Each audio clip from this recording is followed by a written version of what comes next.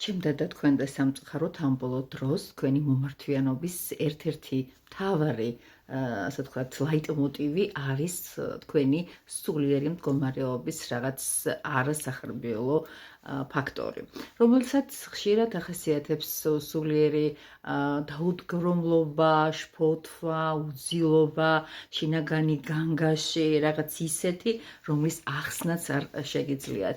ხშირად ამბობთ, რომ თითქოს ერთი შეხედვით ირგვლივ არაფერია საპრობლემო, მაგრამ მე მაინც რაღაცას განვიცდი.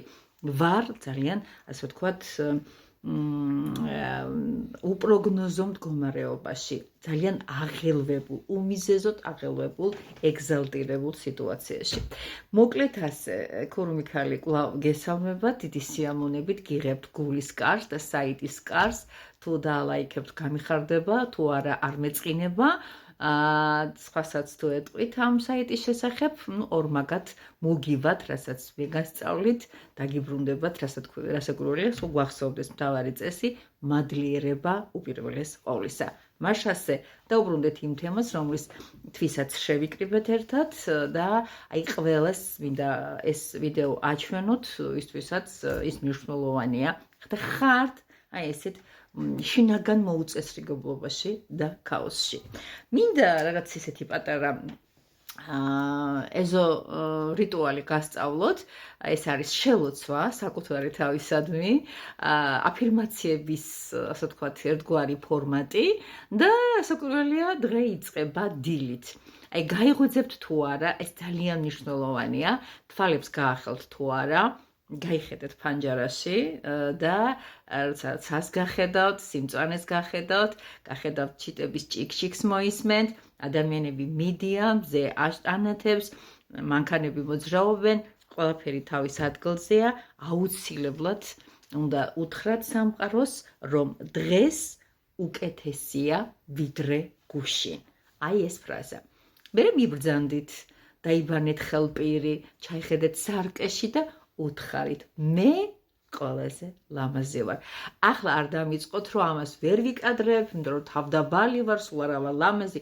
თქვენ თქვით, როგორც ერთი ცნობილი კაცი იტყოდა, რა გენაღლებათ, თქვით, უთხარით და თავის საქმეს გააკეთებს ეს სიტყვები. ეხლა ჩემო ძვირფასებო უძელდება დღე და ამ დღის განმავლობაში, თუ ახლა მნიშვნელოვან ადგილს მივანდექით, ამ დღის განმავლობაში თუ ეს შფოთვები წამოგაწოთ, რა დროც არ უნდა იყოს, ამას მნიშვნელობა არ აქვს. იგივე დილა, შუადღეა, საღამოა, ძილის პირულია, როცა არ უნდა იყოს ეს, იტყვით მკაცრად განსაზღვრულ ამ სიტყვებს. გინდათ ხმამაღლა და გინდათ არავის გასაგონად საკუთარ თავთან მიმართებაში. აი ეს შელოცვა კი ესე გამოიყურება. მზე ამოდის. შფოთვა მიდის.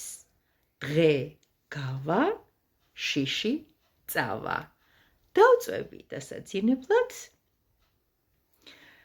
და ყველაფერი კარგად იქნება.